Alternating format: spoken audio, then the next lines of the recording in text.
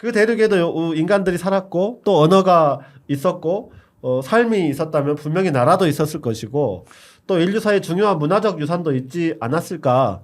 그런데 정말 우리는 왜 15세기 이전 15세기부터 우리가 안다는 것은 15세기부터 노예무역이 시작되었기 때문에 아는 거예요. 네. 그 그렇죠. 이전에도 훌륭한 역사가 있었다라고 하는 생각을 해봐야 한다고 생각하고 이 질문을 마지막으로 하는 게 중요할 것 같아요. 왜 인류의 요람이라고 우리가 부르는 아프리카가 인류를 낳고 나서 그 다음부터는 다른 대다수의 인류와는 다른 길을 걸을 수밖에 없었는가? 그렇죠. 예, 여기에 대한 해답을 찾아야 된다.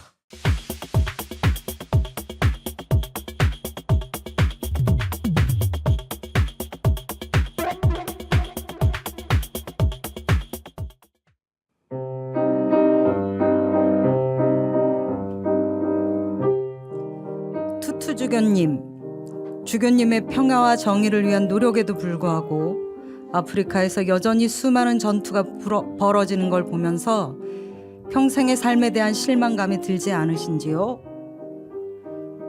실망스럽지요.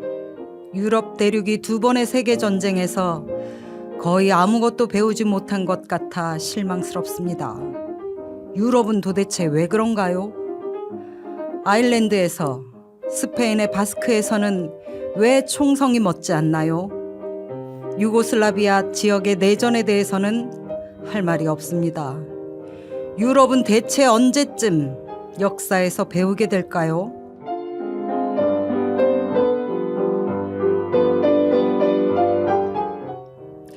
(1984년) 노벨 평화상을 받은 남아공의 데스먼드 은필로 투투 주교는 영국 기자의 질문에 이렇게 대답했습니다. 유럽인의 편견, 아니 세계인의 편견이 고스란히 담겨있는 이 질문에 투투 주교가 답하자 영국 기자는 더 이상 질문을 이어가지 못했습니다. 아프리카 대륙에 대한 편견, 우리는 어떤가 생각해 봅니다. 편견을 벗어던지고 아프리카의 진짜 모습을 함께 찾아가 보겠습니다.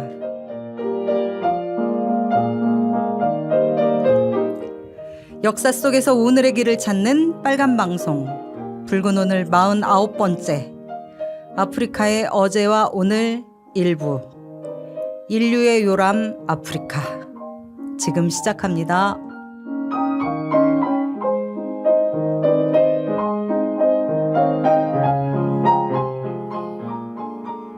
반갑습니다. 네, 안녕하세요. 네, 혼자 반갑습니다. 인사하셔도 돼요. 우린 맨날 그런가요? 인사하니까. 네. 오랜만에 뵙습니다. 그동안 잘 지내셨나요? 진행자 심재욱입니다. 두 분 인사하시죠. 네, 오늘 심재욱 진행자가 돌아와서 방송이 더 잘 될 것 같다 이러면 이영선 진행자가 삐질 거기 때문에 맞습니다. 어쨌든 뭐 이영선 진행자만큼 좀 잘해주시기 바랍니다. 네, 노력하겠습니다. 네, 다시 뵙게 돼서 반갑습니다. 네, 근데 오늘 너무 덥네요. 날씨가 정말 미친 것 같아요. 네. 갈수록. 네. 우리가 아프리카를 해서 더 더운가 느낌이. 아니 왜 그래? 얼마 전에 무더위로 인해서 사망자도 나오고 네. 뭐 하여튼 지금 전 지구가 몸살을 앓고 있는 것 같아요. 무섭습니다. 어쨌든 지난 그 에피소드였던 68혁명 그 진행을 맡았던 이영선 진행자 아주 새롭고 참신한 시간이었죠. 네, 즐겁고 네. 행복한 시간이었습니다. 그랬죠. 네. 그러니까 너무 좋아하면 저한테 찔리고 제가 돌아온 걸 또 너무 기뻐하면 이영선 진행자한테 또 미안하고 그러지 않습니까? 네. 참네. 남학신 장사와 우산 장사를 갖고 있는 엄마의 심정 같은. 자, 어쨌든 제가 또 돌아왔으니까 아줌마같이 푸근한 편안한 붉은 오늘의 모습으로 아프리카의 역사에 대해서 한번 붉은 오늘 진행해 보도록 하겠습니다. 자, 두 분은 또 인사하실 말씀 없으신가요? 없습니다. 네.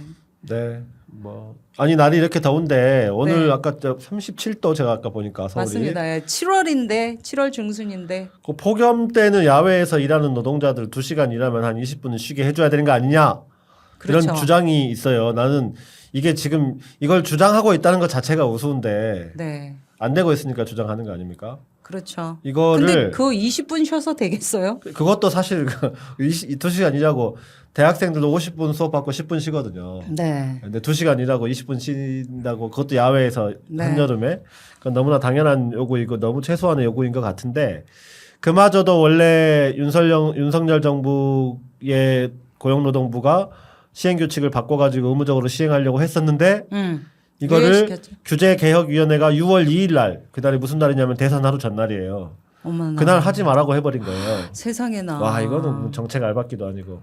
그래가지고 아니, 새로운 정부가 다시 이거를 바로 잡아야 되는데 아직 이상하게 바로 안 잡고 있거든요. 바로 안 잡고 있어요. 빨리 바로 잡아주시기 바랍니다. 저는 밖에 날씨가 35도, 35도가 넘어서면 모든 작업을 중단해야 된다고 생각합니다.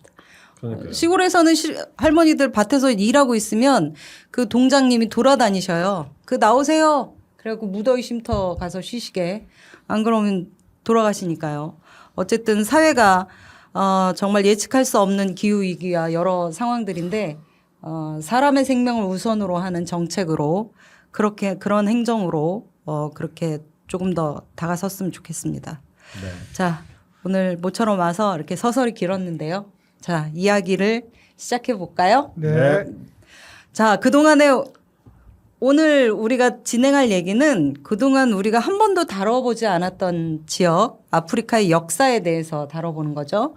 그리고 현대 아프리카에 대한 이야기를 좀 해볼 건데요.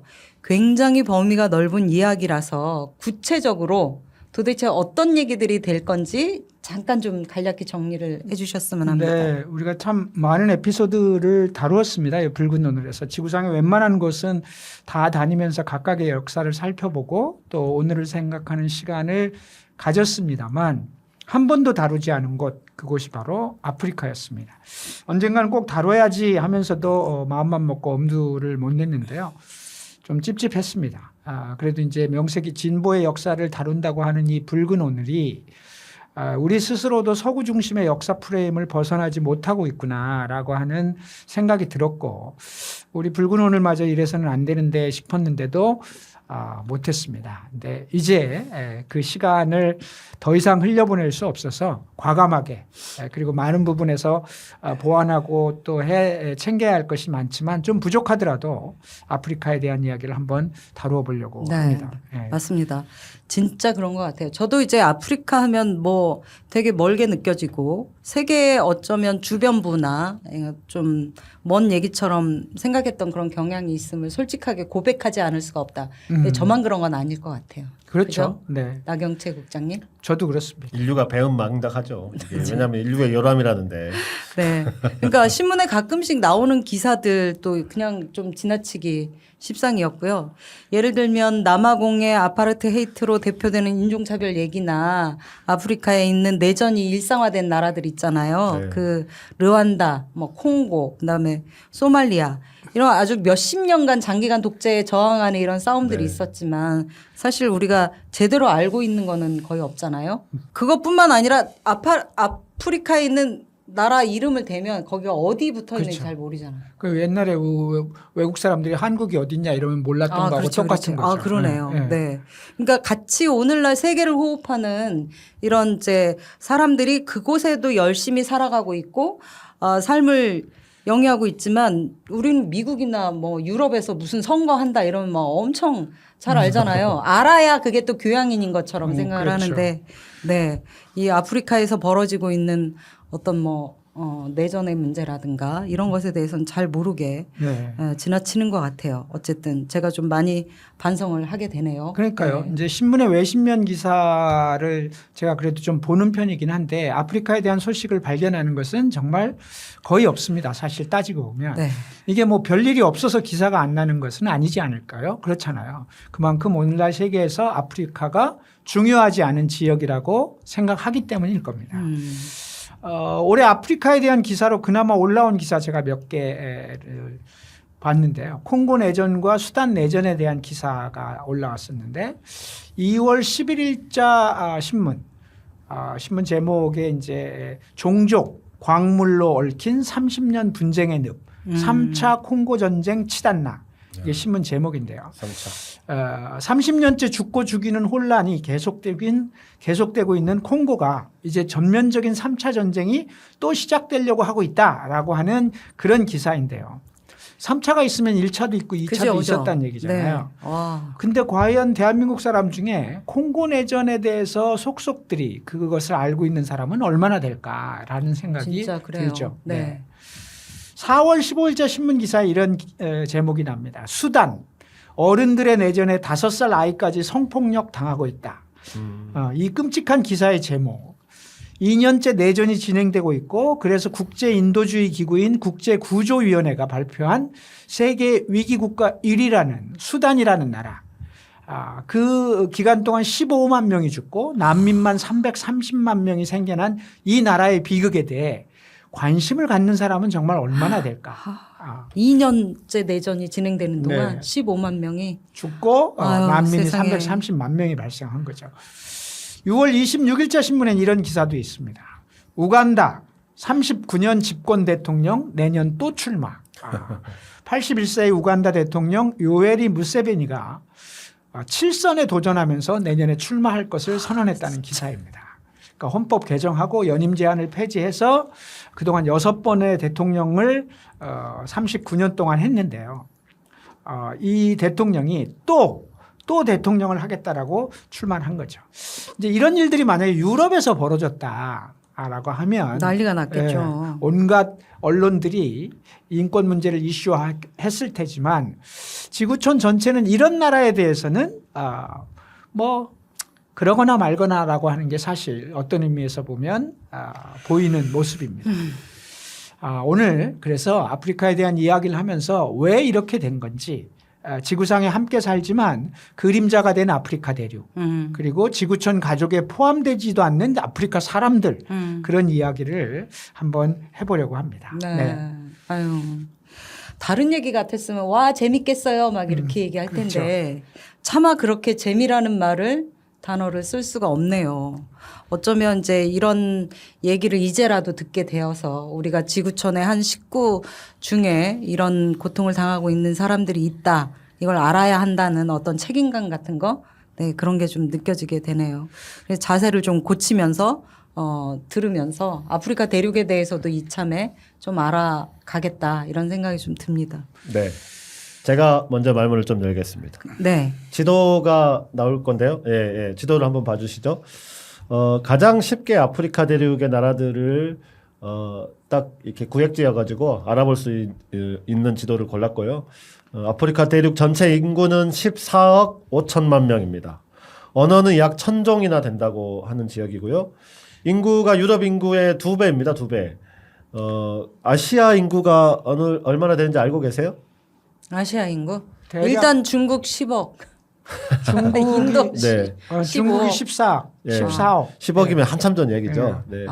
네. 아시아 전체가 한 47억 정도입니다. 그렇구나. 근데 거기에 비해서 아프리카 대륙이 14억이라는 거고요. 그렇게 그러니까 아시아가 47억 제일 많고요. 유럽이 7억 5천, 북미가 4억, 남미와 중미가 합쳐서 7억, 중국이 14억 1천만, 인도가 14억 6천만. 인도가 추월했어요, 중국을. 네. 그리고 미국이 3억 3천인데 아프리카가 14억 5천이다. 이런 겁니다. 대륙의 넓이는 한 3천만 제곱킬로미터 정도 되고요. 중동 지역을 포함한 아시아 지역이 4,400만 제곱킬로미터니까 아프리카는 아시아보다는 작지만 유럽에 비해서는 6배나 큰 대륙이다. 이렇게 보시면 됩니다. 지도로는 이게 약간 잘 안 보이거든요. 공식적으로 인정된 나라의 수가 54개. 아직 국제적으로 인정받지 못했지만 국가로 칭하고 있는 나라도 9개가 있습니다. 그러니까 면적이 6배나 크다고 하니까 언뜻 그동안 봤던 지도로는 그런 느낌이 잘 안 들어가지고 이 정도로 큰 거야? 라고 생각할 수 있어요. 근데 우리가 흔히 보는 지도와 다른 관점에서 그려진 지도를 한번 비교를 해볼게요. 잠깐 지도 하나 더 보겠습니다. 네. 뒤집어졌죠. 그러니까 예. 우회가 우리가 일반적으로 보는 지도. 근데 저 지도를 꼭 뒤집어졌다고 말하는 것도 사실 우스운데요. 그렇죠. 어쨌든 일반적으로 우리가 흔히 보는 지도를 뒤집어 놓은 겁니다. 이렇게 보면 아프리카와 남아메리카, 아시아와 유럽, 특히 아프리카 밑에 있는 유럽과의 크기가 비교가 되죠. 네. 빨간 게 아프리카고 그렇죠. 네, 네, 네. 주황색 밑에- 쪽에 약간 옅은 색이 유럽인 거네요. 그렇죠. 네. 그러니까 굉장히 면적의 차이가 크게 네. 그렇죠. 느껴지네요. 확연하게 아프리카 네. 대륙이 유럽보다 큰 거를 확인할 수 있는데요. 그렇죠, 그렇죠. 우리가 흔히 접하는 지도도 서구 중심의 지도인 겁니다. 그러다 보니까 이렇게 아프리카 대륙이나 아시아가 작게 나타나는 거고요. 이것 또한 일종의 서구 중심 세계관에서 비롯된 것이다. 이렇게 말할 수 네. 있을 것 같고요. 이렇게도 말할 수 있어요. 우리가 보통 이제 구 모양으로 생긴 지구를 평면으로 펼쳐놓은 이 지도 제작 방법을 메르카토르 도법이라고 하는데 네. 이 방식에 의하면 극지방일수록 실제보다 크게 묘사가 되고 적도에 가까울수록 작게 묘사가 된다. 근데 아프리카는 적도와 남해기선, 북해기선을 그치. 다 끼고 있는 대륙이기 때문에 실제보다 작게 그려지는 측면도 있는 겁니다. 그렇구나. 거기에다가 그러니까 그런 측면에다가 편견도 심하게 작용하고 있다 이렇게 네. 볼 수 있을 것 같아요. 중앙부의 넓은 지역이 사하라 사막인데요. 횡으로 5,600km, 정으로 1,700km. 저 사막 하나가 미국 또 유럽과 맞먹는 크기라고 합니다. 엄청나죠? 진짜 엄청나네요. 10개국이 이 사막을 나눈 영토를 가지고 있습니다. 네. 아프리카는 천연자원 또한 세계에서 가장 풍부한 지역인데요. 경제적으로도 매우 높은 가치를 가지고 있다고 합니다. 네. 아프리카 대륙의 일반적인 조건에 대해서 알아봤는데 네. 지도를 거꾸로 이렇게 해본다는 발상 전 처음이에요. 진짜. 그 완전히 새로운 시각으로 보니까 아프리카가 달리 보이는 건 진짜 그러네요. 어떤 관점에서 바라보느냐에 따라서 이게 이 되게 중요할 텐데 어떤 그럼요. 관점을 네. 갖는가가 아프리카를 바라보는 시선부터 이제 교정하고 그래야 우리 이제 되겠네요. 우리 붉은 오늘의 아프리카를 앞으로 어떻게 설명할 것이다. 이걸. 네. 인구와 면적에 대해서 좀 알아봤는데요. 그 뭐 종교나 이런 것도 있을 거 아니에요. 그런 건 네, 어떤가요? 아프리카의 종교 분포 한번 볼까요? 네. 지도가 역시 나오고 있는데요. 그냥 상식적으로 토착 종교 혹은 이슬람으로 생각하는 분들이 많을 것 같아요. 그게 제일 많을 거다. 그런데 예상과 다르게 아프리카인의 50% 정도가 기독교고 40%가 이슬람교 네. 그리고 전통의 토착 종교가 대략 10% 정도가 됩니다. 저도 놀랐습니다. 우리 이제 가끔 서구 중심의 역사에서 기독교가 합리화 이상으로 통하는 기반이고 바로 그 기독교가 문명을 이끌어낸 중요한 배경이다. 뭐 이런 식으로 우리가 세계사를 흔히 배우게 되는데요. 그러면 무려 50%의 주민이 기독교를 믿는 아프리카에 대해서는 왜 합리화 이성이라는 관점이 아니라 막연히 야만이라고 생각하는 그런 편견을 갖게 됐을까? 그런 편견은 어디서 나오는 걸까? 한국이 기독교가 31%더라고요. 그러니까요. 더 많다. 왜 이 대륙에 대해서 우리는 그저 먹을 것이 없는 가난한 사람들, 여전히 야만적인 문화가 지배할 것이라는 편견, 전쟁과 테러, 독재 정치의 일상만을 기억하는 걸까요? 정말 아프리카는 그런 대륙일까요? 우리는 왜 이렇게 무지하고 네. 관심도 없을까요? 라고 하는 질문을 던지게 되는 거죠. 그러니까요. 확실히 우리가 아프리카에 대한 편견이 있기는 하는 거죠. 예. 네. 제가 그 아프리카의 역사에 대해서 아는 상식, 이거는 이제 15세기경에 소위 대항해 시절에 희망봉을 발견하고 뭐 지구상에서 거대한 대륙을 발견했다 막 이러잖아요. 그리고 유럽 사람들이 몰려가고 노예 무역이 시작되고 막 이런 제국주의 열강들이 가서 막 땅 따먹게 하고 거의 이제 이런 정도를 저희가 아프리카의 역사로 그렇죠. 알고 있는 거잖아요. 네, 아마도 이제 뭐 이 자리에 있는 세 분을 포함해 가지고 대부분의 한국 사람들이 대체로 그 정도 수준일 것 같은데요. 아프리카가 세계 역사에 등장하는 것은 정확하게 말하면 우리가 배우는 세계사에 등장하는 것이 15세기 정도부터입니다. 대부분의 사람에게 15세기 이전의 아프리카 역사는 거의 알려져 있지 않은데요. 15세기 하면 우리 이 한반도에서는 조선 태종부터 연산군 정도까지 시기입니다. 네. 확 와닿네. 네. 네. 우리가 이제 그 조선의 15세기 이전에도 뭐 고조선 왕국부터 시작해가지고 뭐 고구려 백제 신라 뭐 이런 나라들이 창창하게 있었잖아요. 그렇죠. 그러니까 아프리카에도 그 이전의 역사가 당연히 그죠. 없었을 리가 없고요. 그죠. 네. 우리나라는 우리나라 역사니까 그렇다 치더라도 서구의 15세기 이전 역사도 우리가 사실은 어느 정도는 알고 있어요. 무슨 문명의 발상이 어디라더라 이런 이야기. 또 그리스, 로마 뭐 유럽의 민족 대이동과 관련된 이야기, 기독교의 역사, 또 중세의 장원제도 뭐 이런 것들 우리가 학교에서도 배우고 많이 배우죠. 예, 그냥 상식적으로 시시콜콜하게 알고 있는 것들이잖아요. 거기에 비하면 아프리카의 15세기 이전에 대해서는 거의 뭐 우리가 아는 바가 없습니다. 막연하게 우리 머릿속에 빤스만 있고 춤추는 이런 사람들이 있는 곳 이렇게 생각하는 것인 거죠. 반스가 뭐예요? 이게 훌라. 예, 이를테면 그렇다는 거죠. 예. 그러면 뭐 갈대 이런 거. 근데 이제 생각해 보면 그 대륙에도 인간들이 살았고 또 언어가 있었고 삶이 있었다면 분명히 나라도 있었을 것이고 또 인류사의 중요한 문화적 유산도 있지 않았을까 생각해 보면 사실 이렇게 생각할 수 있거든요. 그런데 정말 우리는 왜 15세기 이전 15세기부터 우리가 안다는 것은 15세기부터 노예 무역이 시작되었기 때문에 아는 거예요. 네. 그 그리고 노예 무역 15세기부터 안다는 것은 유럽과 그렇죠. 접촉이 있었기 때문에 네, 그나마 네. 아는 거죠. 유럽이 아프리카를 사람들을 잡고 그때부터 유럽에 의한 일방적 교류가 시작되었기 때문에 안다는 건데 예, 아프리카 사람들 입장에서는 이제 굉장히 이 대륙의 뭐랄까 수치가 시작된 그 시점부터 우리가 알게 되는 거죠. 그쵸. 그 이전에도 훌륭한 역사가 있었다라고 하는 생각을 해봐야 한다고 생각하고 이 질문을 마지막으로 하는 게 중요할 것 같아요. 왜 인류의 요람이라고 우리가 부르는 아프리카가 인류를 낳고 나서 그 다음부터는 다른 대다수의 인류와는 다른 길을 걸을 수밖에 없었는가? 그렇죠. 예, 여기에 대한 해답을 찾아야 된다. 그러니까 사실 지금 네. 얘기한 인류를 낳고 나서. 그런 고민 속에서 아프리카 역사에 대해 주목한 역사가들이 없었던 건 아닙니다. 뭐 있었는데 그래서 인류의 기원이자 역사의 요람으로 아프리카를 이야기하고 아프리카에 사라져버린 왕국을 역사에 기록하고 이런 역사가들이 있기도 했습니다만 이제 그러나 그런 작업을 할 때조차도 아쉽게도 서구 중심의 전통적인 사회관이나 문명관으로 들여다보는 오류가 이제 곳곳에서 발견되죠. 이 방송을 통해 아프리카의 진실을 얼마나 이야기할 수 있을지는 모르겠습니다만 기존의 잣대를 섣불리 가져다 붙이지 않도록 노력을 좀 해볼 생각입니다. 너무 거창해서 좀 엄두가 안 나는 약속을 하긴 했는데요. 그렇다고 뭐 이 방송을 무슨 아프리카의 역사를 살펴보는 역사 철학으로는 진행할 수가 없으니까 이야기 중심으로 풀어는 가겠습니다만 어쨌든 아프리카의 진실을 좀 찾아가는 역사 기행을 좀 시작해 보도록 하겠습니다. 네. 그럼 본격적으로 들어가기 전에 아프리카에 살고 있는 사람들, 그러니까 네. 혹시 뭐 민족이랄까 또는 종족이랄까 네. 어떤 사람들이 살고 있는지 그거부터 얘기를 좀 해볼까요? 네, 저도 사실 뭐 여기에 대해서 거의 무지했고요. 이번에 이제 방송을 준비하면서 겨우 이제 조금씩 알아나가고 있는데요. 수를 헤아릴 수 없는 종족들이 있다. 이렇게 말할 수 있을 것 같습니다. 언어만 해도 1000개라고 하니까요. 그렇지. 네. 그러네요. 어쨌든 뭐 굉장히 많은 종족이 있지만 우리가 앞으로 아프리카 얘기를 하려면 어느 정도는 아프리카 원주민과 민족 혹은 종족에 대해서 알고 있어야 되기 때문에 네. 지역별로 좀 나눠서 살펴보도록 하겠습니다.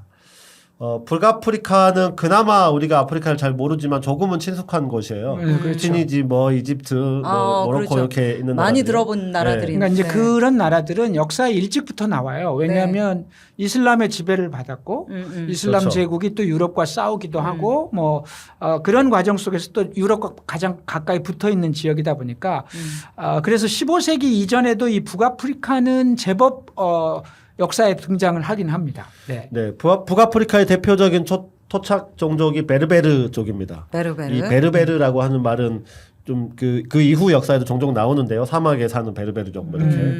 예. 베르베르족이라고 하는 분들이 살았고요. 기원전 9세기에 카르타고의 지배를 받았고 이분들이 이후에는 로마 그리고 그 이후에는 아랍 튀리크인의 지배를 받았지만 끈질기게 자신의 정체성을 지켜온 종족이기도 합니다. 네. 그러니까 오늘날 이집트, 리비아, 알제르, 튀니지, 모로코 이렇게 북아프리카 여러 나라들의 대부분의 나라에서 흩어져서 살고 있다 이렇게 보면 되는데 네. 그중 특히 모로코는 전체 국민의 3분의 1이 이 베르베르인이라고 합니다. 그렇군요. 베르베르족을 뿌리로 해서 갈라져 나온 종족으로 무어족, 투아레그족 뭐 이런 사람들이 있고요.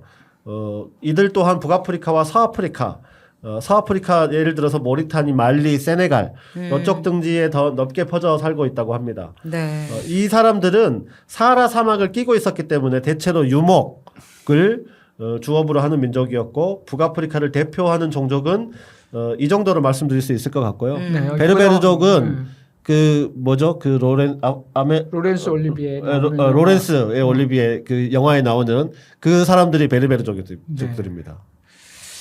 로렌스 올리비에 사막의 아라비아의 로렌스. 아라비아의 네, 로렌스. 네.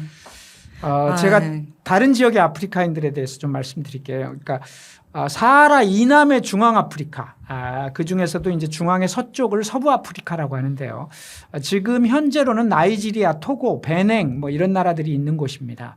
이곳을 대표하는 종족으로는 요르바족과 아산티족이 있었고요.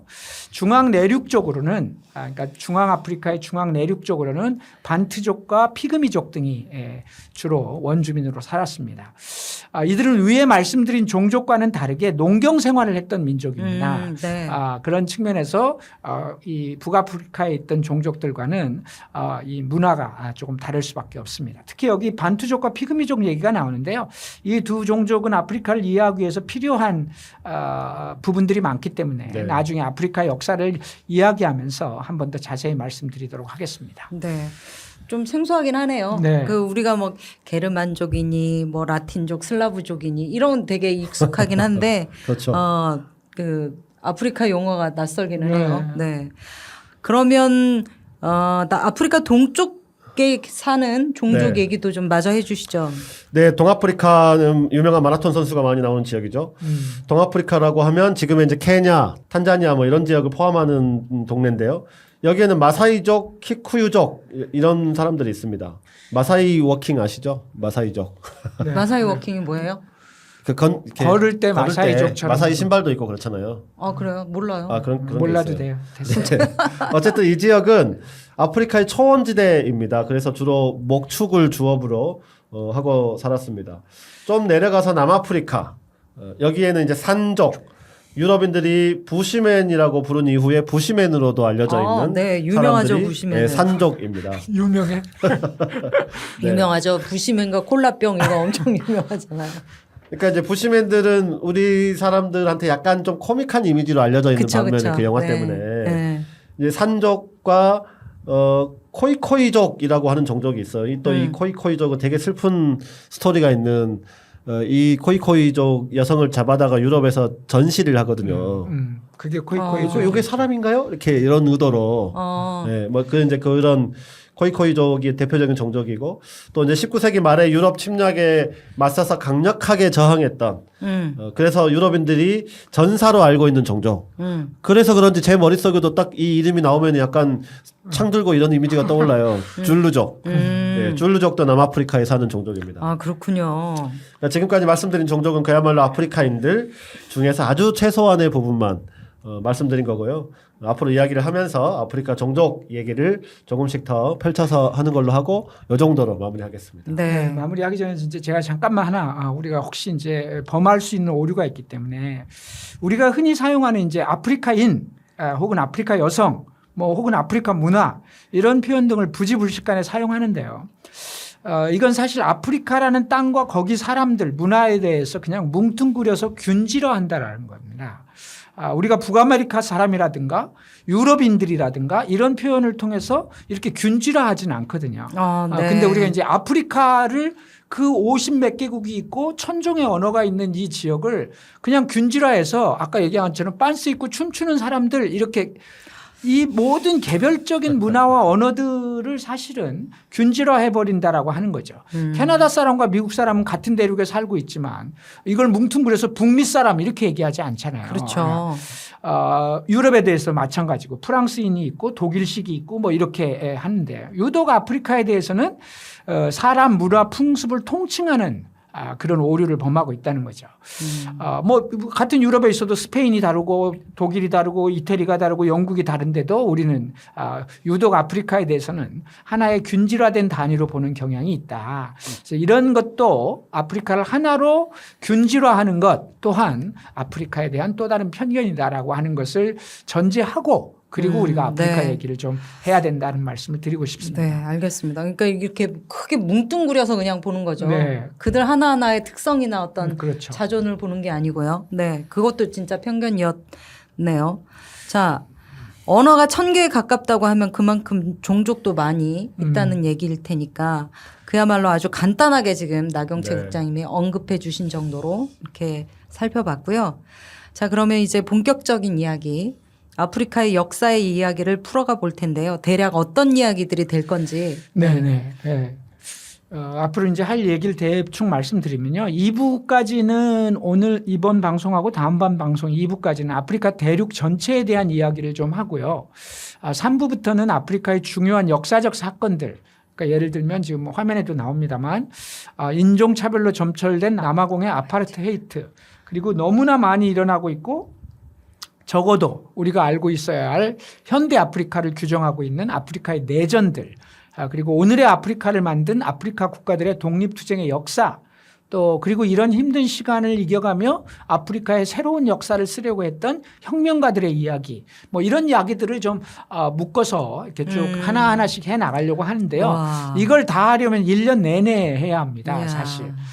우리가 이게 49번째인데 48번째까지 했던 얘기들만큼 또 해야 되는 거죠. 아프리카만 갖고도.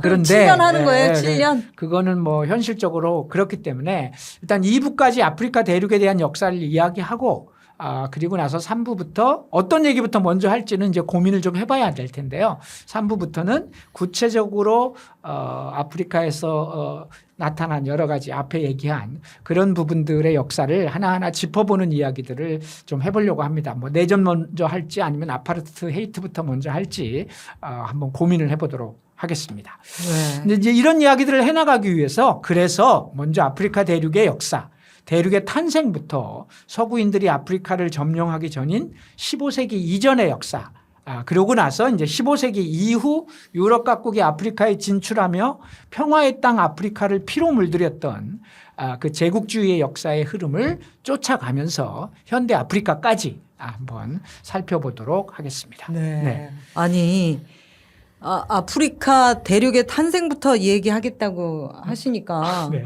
아니 그 전에 우리 우크라이나 얘기하면 수천 년 전부터 얘기했고 팔레스타인 얘기하면서 4000년 전 얘기했고 이랬는데 이제는 아예 대륙의 탄생부터 얘기한다고 하니 도대체 붉은 오늘의 스케일을 내가 그렇죠. 쉬는 동안 더 커졌습니다. 그러니까 이게 수천 년 전 제가. 이야기가 아니라 이제 수만 년 혹은 수십만 년 전 이야기부터 그렇습니다. 하려고 합니다. 아마 우리가 다룬 역사 이야기 중에서 가장 오랜 이야기를 하게 될 것 같은데요. 먼저 아프리카 대륙의 형성부터 나경채 국장님이 이번에 공부를 엄청 많이 하셨대요. 아프리카 대륙의 때문에. 형성이라니. 네. 그래서 대륙의 형성부터 시작을 좀 해보죠. 이렇게 우리가 말하는 방식을 최근의 어떤 역사 경향상 빅 히스토리 이렇게 말하더라고요. 빅도 빅 히스토리예요. 네. 얘기를 해보겠습니다. 역사학자나 고고학자들은 지구가 50억 년 전에 생겼을 것이다 이렇게 추정을 하고 있습니다. 화면에 나오는데요. 이때는 지구가 모두 한 덩어리였고 시기의 차이를 두고 용기하면서 또 서서히 대륙 간의 간격이 생기면서 오늘날 지구의 모습이 형성되었다 이렇게 보는데요. 저 붙어있는 대륙을 판게아라고 부르죠. 아프리카라는 대륙이 형성된 것은 약 5억 5천만 전이라고 합니다. 지구의 모든 대륙 중에 가장 먼저 만들어졌다, 형성되었다 이렇게 보고요. 그래서 아프리카 대륙의 평균 높이가 가장 높다고 합니다. 높다는 것은 땅이 깊다는 뜻입니다. 땅이 깊기 때문에 지하 자원이 가장 풍부한 대륙이기도 하고요. 지구상 황금의 절반이 아프리카에 있다 이렇게. 진짜 좀 황금의 좋아하시는 분들 대륙이네요. 많은데, 네. 그렇죠. 황금의 대륙이기도 그래서 하죠. 유럽인들이 여기 그러네요. 네, 그게 또 슬픈 역사인 거죠. 네. 네. 지구상의 황금이 절반이 아프리카에 있다는 것만큼 이게 축복이 아니라 슬픈 대륙이 그러니까요. 되어버렸다. 네.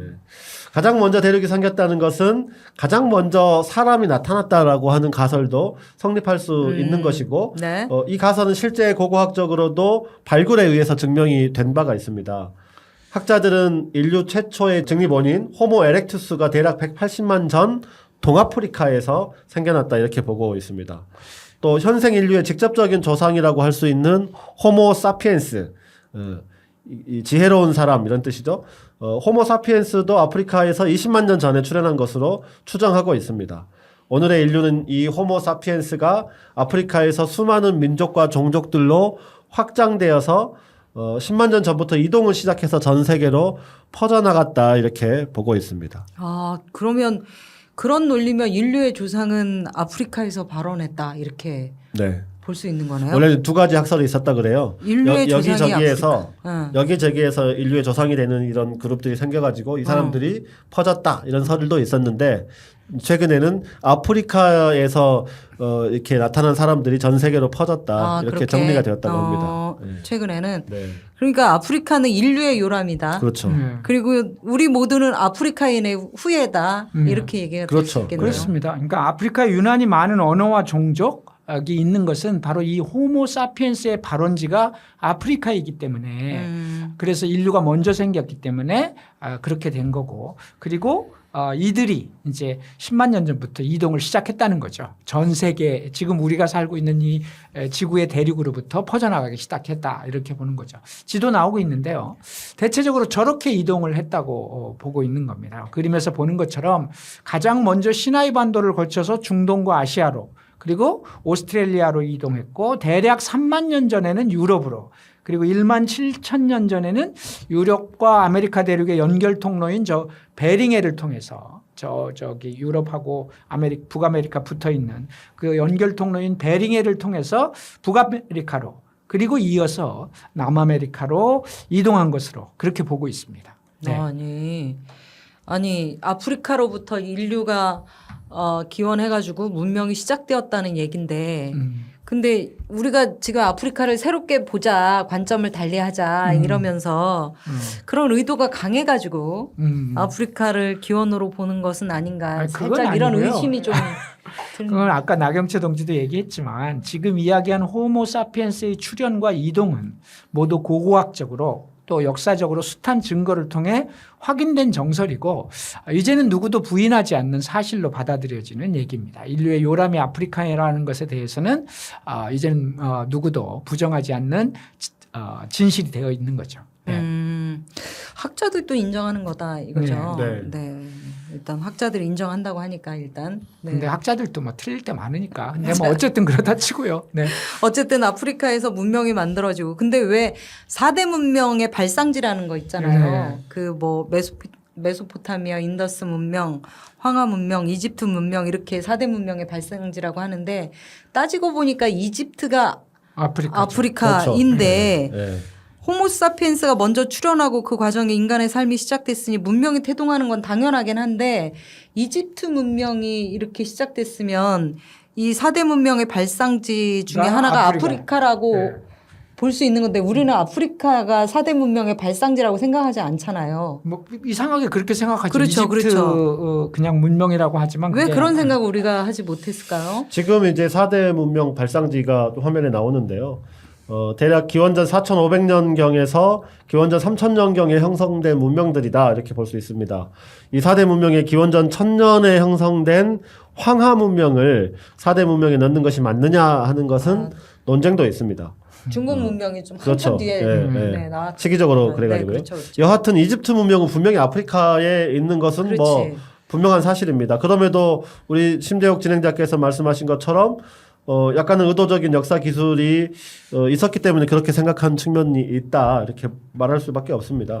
서구 역사는 이집트 문명을 아프리카 문명이 아니라 서양 문명의 기원격으로 보고 있거든요. 예. 그러니까 서구사 중심의 사가들은 이집트를 아프리카 대륙이라기보다는 지중해와 서아시아에 속하는 것처럼 의도적으로 강조한 경향이 있어요. 그러니까 이 지역이 그쪽 서아시아 지역과 교류를 일찍한 건 분명한 사실입니다. 그러니까 고대 이집트 사람들이 이룬 문명을 아프리카 문명이 아니라 서구 문명의 기원으로 하면서 아프리카를 여전히 역사의 저편으로 밀어둔 거죠. 그러니까 예를 들면 사가들은 이집트 문명을 지룬 지배자 파라오 중심의 문명을 얘기하면서 우리 영화나 이런 것들 보면 그죠. 파라오의 피부색이 어떻죠? 백인처럼 묘사되고 있어요. 그렇죠. 율브리너 왕관. 그렇죠. 율브리너. 네. 멋있잖아요. 그때 율브리는 이제 멀크하게 많은 율브리너인데요. 어쨌든 네. 영화나 그림을 보면 이제 다 그렇게 묘사하고 있고 그런데 이집트가 아프리카에 속해 있고 아프리카에서 출현한 호모 사피엔스의 후예라는 관점에서나 혹은 그 이후에 2000년에 거친 이집트 왕국의 흥망성쇠 과정에서 숱한 이민족과의 전투 또 교류가 있었단 말이죠. 이 과정에서 남부 아프리카의 흑인들이 이집트의 새로운 왕조를 세웠던 역사적 기록도 엄존하고 있는 현실이에요. 그러니까 어떤 시대에는 파라오들이 흑인이었다는 것은 아주 분명한 사실입니다. 네, 그런데도 우리는 그저 얼굴 흰 백인의 파라오만 머릿속에 있는 겁니다. 그러네요. 말씀 듣고 보니까 저도 부지불식간의 이집트 문명을 지중해 문명 그리고 그리스 문명으로 이어지는 서구 중심의 이런 프레임 속에 젖어 있었던 거네요. 그리고 파라오들이 흑인이다 이런 생각은 진짜 해본 적이 없어요. 영화에서도 한 번도 흑인 이집트 왕을 본 적이 없거든요. 그럼요. 네. 어쨌든 이집트 문명은 아프리카의 흑인들이 만든 인류의 새로운 문명이다. 이런 거를 지금 오늘 처음 듣는 것 같아요. 네. 서구 중심의 이데올로기 문화가 얼마나 흠뻑 젖어 있는지를 다시 한번 느끼게 되네요. 그러니까 이제 네. 그렇게 인식하게 된 배경을 조금 더 이제 역사적으로 세계사적 관점에서 보면요. 기원전 3000년경에 시작된 이집트 문명은 대단한 문명이었잖아요. 네. 아프리카에서 출현한 호모사피엔스가 어떻게 진화하고 어떻게 아프리카의 문화적 흐름을 흡수해 갔는지라는 관점에서 봐야 되는 거죠. 이집트 문명이라고 이야기되는 이집트 지역의 역사, 이집트 왕국은 대략 기원전 3000년 전에 시작해서 기원전 332년 마케도니아의 알렉산드로스 대왕, 우리 흔히 이제 알렉산더 대왕 이렇게 네. 얘기하는데 알렉산드로에 의해서 정복당하기까지 약 대략 30왕조 2500년 가까운 시간 동안 유지된 왕국이 이집트 왕국이었습니다. 대단하네요. 예, 이 왕국이라는 게 위에 하나의 핏줄이 생겨서 그 핏줄이 2500년이 왔다는 게 아니라 네. 우리로 말하면 고려가 있고 거기에 다시 조선이 생겨나고 이렇게 하면서 음. 그런 왕조들이 30개의 왕조가 생겨난 겁니다.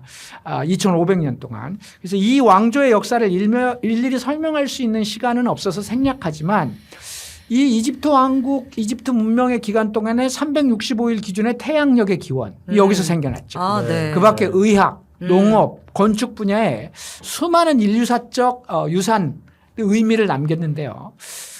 피라미드 하나만 생각해봐도 엄청나잖아요. 저 나오는데 저 기자 피라미드인데요. 가보셨죠? 저 이집트는 못 가봤어요. 아하. 가보셨어요? 저는 아직 아시아에서 머물고 있습니다. 그러니까 저 피라미드 하나만 개 보더라도 하나 합시다, 저기 개. 이제 카이로 외곽에 있는 기자 피라미드인데요. 기원전 2560년에 만들어진 겁니다. 기원전. 네. 그러니까 높이가 어마어마해요. 146m, 그리고 평균 무게가 2.5톤 돌덩이가 230만 개가 뭉쳐져 있는 건축물이 저 피라미드입니다. 그러니까 이걸 만들어냈다는 건 이를 가능하게 하는 국가 체제, 사회 계급 체계, 종교, 문화생활 이런 것들이 이미 형성됐다는 걸 의미하는 거잖아요. 그렇죠. 파라오가 통치하는 이집트는 이런 국가 체제와 문명을 가지고 당연히 그 영역을 확장해 나갔고 남부 아프리카로 그 영향력을 확대해 나갔습니다. 그러니까 지금의 지도로 보면 이집트 남쪽이 수단이라는 지역입니다. 네. 그러니까 이집트 남쪽의 수단 지역으로 남하하고 그 과정에서 이미 거기 자리를 잡고 있던 수단 고지역의 자리를 잡고 있던 아프리카의 종족 누비아 종족과 충돌하고 그러다가 이 누비아 종족이 거꾸로 치고 올라와서 누비아 종족이 이집트의 새로운 왕조를 세우게 되고 그러고 파라오가 되고 이런 역사들이 존재하고 있었다라고 하는 것을 그렇게 한 2500년 확인을 해야 되는 겁니다. 네. 지금 이제 위원장님 얘기하신 게 아프리카 대륙의 고대사를 얘기하면서 먼저 이집트 문명과 이집트 왕국에 대한 이야기부터 시작했죠. 15세기에 소위 지구상의 발견이라는 이름으로 역사에 등장한 아프리카 이야기에 앞서서 우리가 꼭 알아야 할 그 이전의 주요한 역사의 흐름을 지금 짚어보고 있는 중이죠. 예. 그 역사 속에서 먼저 이집트에 대한 이야기부터 하고 있는 중입니다. 이집트 왕국의 역사에 대해서 잠깐 살펴보고 갈까요? 네, 양 위원장님 잠깐 언급을 하셨는데요. 간단하게 정리하면 이집트 왕국 성경에는 애굽이라고 되어 있습니다. 애굽. 네, 출애굽할 때 출애굽은 이집트에서 탈출했다 이런 뜻입니다. 그렇죠. 네. 그런 거네. 네. 그래서 이집트 왕국은 기원전 3000년 경부터 시작해가지고 기원전 332년에 멸망하게 되는데요. 그 전에 페르시아의 지배하에 있었습니다.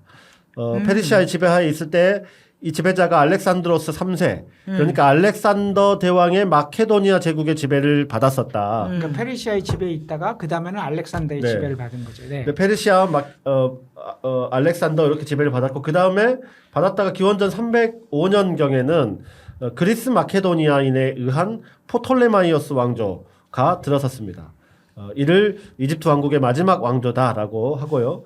그 이후 기원전 30년부터는 로마 제국이 이집트를 지배를 했고 속주가 되었죠. 로마의 속주가. 그리고 서기 641년에는 이슬람 제국에 의해 점령되어서 지금의 북아프리카 지역 그러니까 이집트, 리비아, 튀니지, 모로코 등과 함께 이슬람 제국의 영토가 됩니다. 네. 이슬람 제국이라는 큰 틀에서 우마이야 왕조, 아바스 왕조, 파티마 왕조, 맘루크 왕조 순으로 이 지역의 통치 세력이 계속 교체가 됐는데요. 641년 이후 이집트를 비롯한 북부 아프리카에는 이슬람이 지배하는 세계였는데요. 화면에 이제 서기 720년경에 우마이야 왕조의 영토가 아프리카 북부까지 확대되어 있는 것을 보여주고 있는데요. 이 우마이야 왕조는 참고로 이슬람이 만든 제국 중 가장 넓은 영토를 지배했던 굉장히 넓잖아요. 예, 그런 왕조다 이렇게 볼 수 있을 것 같습니다. 이집트는 1517년 오스만 투리크에 점령당한 후 오랜 기간 오스만 투리크의 영토로 있다가 최종적으로 1922년 20세기 초에 지금의 이집트 영토를 중심으로 한 이집트 왕국으로 독립했다. 예, 이렇게가 이집트의 역사라고 할 수 있을 것 같습니다. 그냥 이집트의 2000년의 역사를 그냥 한 방에 정리해 버리시네요. 네. 그러니까 이제 이집트는 이슬람의 지배 이전에는 주로 서양의 지배, 알렉산더 대왕의 마케도니아, 그리스 마케도니아인들의 프톨레마이오스 왕조, 네, 아유 말도 어렵네. 로마 제국의 지배 이렇게 있다가 서기 641년에 이슬람 제국이 이제 확장하면서 이집트를 점령하면서 쭉 이슬람의 영향권에 있었다. 이게 그렇죠. 이제 전체적 흐름인 거네요. 그렇죠. 네. 바로 그런 측면에서 이슬람 제국이 지배하기 전까지는 서구 문명의 지배 아래에 있었던 거죠. 그러네요. 네. 그래서 아까 질문하신 4대 문명 중에 하나인 이집트 문명을 아프리카 문명이 아닌 서구 중심의 문명으로 받아들이게 된 거죠. 네. 그러니까 좀 더 자세하게 말씀드리면 알렉산더 대왕이 이집트를 페르시아로부터 뺏은 후 알렉산더 대왕은 그리스 문명을 이곳에 이식시키고 그래서 오리엔트 문명과 혼합된 헬레니즘 문명이 나타나는 거죠. 헬레니즘. 그러니까 그래서 네. 이제 그리스 문명 더하기 오리엔트 문명을 더해서 나타난 문명이 우리가 헬레니즘 문명이라고 네. 하잖아요. 네, 그리고 교과서에서 배웠어요. 이 네. 헬레니즘 문화의 중심지가 어디? 알렉산더가 이집트를 점령하고 만든 도시 알렉산드리아. 세계사 시간에 배운 거 그러다 보니까 바로 이 알렉산드리아가 그리스 문명과 오리엔트 문명의 통합인 헬레니즘 문화의 중심 도시가 되었다. 그러다 보니까 서양사는 문명사를 그리스 문명, 헬레니즘 문명, 로마 문명 이런 식으로 기술하다 보니까 결국 이 이집트 문명이라고 하는 것이 서구 문명의 중심사에 일정하게 들어가게 되는 구조가 있고 그래서 어떤 의미에서 보면 아프리카의 문명이었던 이집트 문명은 우리가 알게 모르게 서구 문명사 중심으로 바라보게 된 측면이 있다 이렇게 네. 이해하시면 될 것 같습니다. 그러네요. 예. 그럴 수밖에 우리의 이해가 그럴 수밖에 없었네요. 우리가 이집트를 서구 문명으로 이해했던 배경에 대해서 위원장님 설명해 주신 네. 거고요. 유럽이 아프리카를 지배하면서 이런 아프리카 중심의 역사관이 실종될 수밖에 없었다 이렇게 네. 이해할 수 있겠어요. 네. 네. 그러면 이제 다시 우리가 짚고 꼭 넘어가야 할 아프리카 또 다른 고대사. 네. 지금 우리는 대체로 아프리카 북부 지역의 2000년 정도의 역사적 흐름을 본 건데요. 네. 중부 그러니까 중앙 아프리카 이야기를 한번 해볼 때가 됐는데 네. 그 이야기는 잠깐 쉬었다가 해야 될 것 같습니다. 네. 네.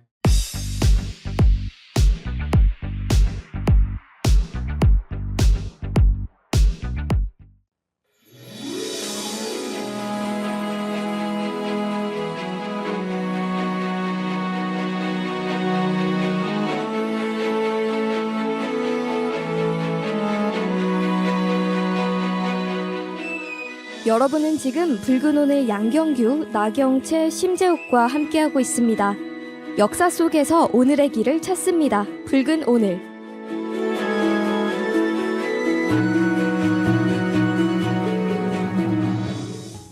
네. 저희 돌아왔습니다. 아니 이렇게 생방송에 이렇게 중간에 쉬는 방송이 어디 있어요? 많아요. 네. 아니 뭐 중간에 그러면 광고가 한 20개쯤 나갔어야죠. 참. 광고 신청 받습니다. 네. 아주 광고 값싼 좀- 값에 광고해드리도록 하겠습니다. 네. 그래도 이 붉은 오늘로 나가는 방송 진짜 귀한 방송입니다. 여러분, 네 광고 신청해 주세요. 아니 꼭 우리가 싸게 해야 된다고 미리 말할 필요가 있습니다. 아, 그런가요? 적정한 가격에. 네, 합리적으로 모시겠습니다. 많은 전국에 계신 네 생일 축하하고 싶은 분들 네 광고 신청하세요. 자, 그러면 저희가 앞에 이야기에 이어서 중앙아프리카의 역사에 대해서 이야기할 시간입니다. 네, 지도를 한 번 더 볼까요? 네, 아프리카 북부하고 중부 이남을 가르는 선이 사하라 사막입니다. 이 지역은 기원전 2400년 전까지는 초원지대였다고 해요. 그 이후 기후 변화로 인해서 사막화가 됐고 세계 최대의 사막 지역이 됐습니다. 아 그렇구나. 그 사하라 사막이 이후 단절선이 되어가지고 아프리카 종족과 문화를 나누는 경계선 같은 역할을 하게 그렇구나. 되는데요. 네. 그러니까 이게 뭐 그래서 어떤 사람들은 아프리카의 역사라고 할 때 좁은 의미에서 보면 네. 사실은 사하라 이남을 중심으로 얘기하는 것이 아프리카의 역사다. 아. 그러니까 우리가 이제 온전히 우리 머릿속에 있는 아프리카라고 생각할 때는 네네. 그렇게 주장하는 사람들도 있어요. 일면 바닥에 예. 보이는 측면이 있네요. 네. 네, 기후 위기 얘기가 잠깐 나왔으니까 말인데 이제 사하라 사막 남쪽에는 사헬 지역이라고 하는 곳이 있어요. 이제 사헬. 네, 사헬이라고 부르는 지역이 있는데 네. 여기는 이제 사하라 사막 완전히 건조한 지역이라고 한다면 여기는 약간 반건조한 지역이다. 뭐 이렇게 말할 수 있는데 이 사헬 지역도 기후 위기가 심화되어서 점차 사막화되고 있다. 지금 현재. 네, 현재. 아이고. 그래서 뭐 아무튼 기후 위기는 항상 우리가 경각심을 가져야 되니까 그러네요. 한번 말씀드렸습니다. 네. 어쨌든 이 아프리카를 이해하기 위해서 우리가 꼭 알아야 할 민족이 중부 아프리카 콩고 분지를 중심으로 살던 반투 민족입니다. 반투. 네. 네. 아까 이제 나중에 설명을 드리겠다고 한 민족인데요. 이 민족은 기원전 800년에서 500년경에 새로운 정착 지역을 찾아서 동서로 남으로 이동을 시작합니다. 위로는 안 올라간 거죠. 사막에 있으니까. 아, 그렇죠. 화면에 나오고 네. 있죠. 네. 그러니까 흔히 이제 이것도 반투족 민족의 이동인 겁니다. 흔히 이제 민족 이동이라고 하면 유럽에서의 민족의 이동은 전쟁과 충돌을 당연히 우리가 생각하게 되지만 아프리카 반투 민족은 그저 삶의 터전을 찾는 이동이었고 이 과정에서 전쟁 충돌보다는 다른 종족과의 교류 그리고 평화를 통해서 영역을 확장한 민족이다 이렇게 평가할 수 있습니다. 네. 이게 서양에서 민족 이동이 갖는 전형적인 사고, 전쟁, 지배 이런 것과는 좀 다른 측면이 있다 이렇게 볼 수 있고요. 네. 아프리카 민족들도 간혹 이제 충돌과 전쟁이 벌어지기도 했지만 기본적으로는 서로 평화적인 삶의 공유가 그 이동의 기본적인 성격이었다 이렇게 평가할 수 있습니다. 그렇구나. 이 사람들은 일찍부터 철기를 사용했고요. 농경 문화를 일구었던 민족이었습니다. 그러니까 이제 사하라 이북 쪽에서는 농사가 잘 안 지어지는데 그 이남에서는 지역에 따라서 농경이 가능했던 거죠. 네. 그들 고유의 전통 종교도 갖고 있었고요.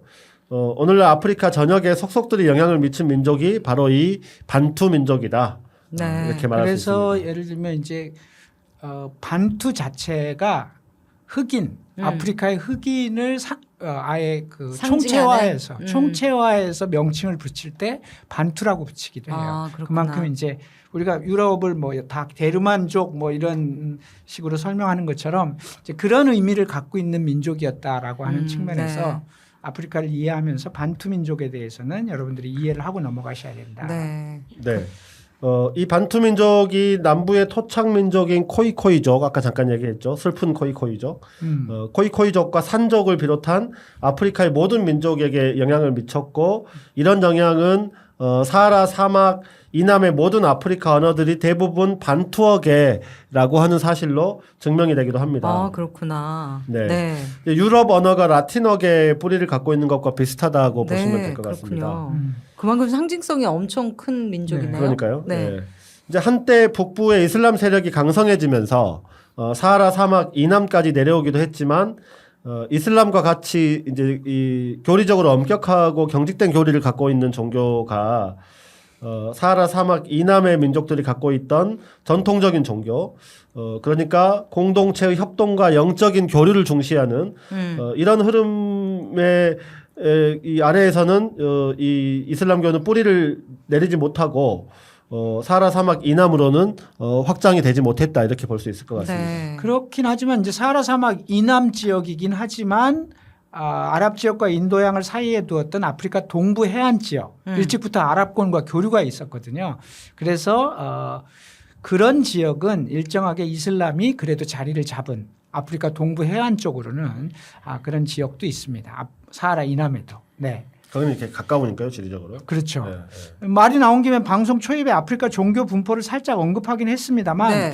아프리카의 종교 얘기 조금만 더 해볼까요? 네. 아까도 말씀드렸지만 이집트와 아프리카 북부는 기원전 30년경 로마의 지배에 들어갔고 그때 로마는 어쨌든 이제 기독교를 인정하기 시작하고 나중에 313년 로마 밀라노 칙령으로 그래서 사실 아프리카 북부에 기독교가 뿌리를 내렸을 것 같이 보이지만 확장되지 못했습니다. 확장되진 못했고요.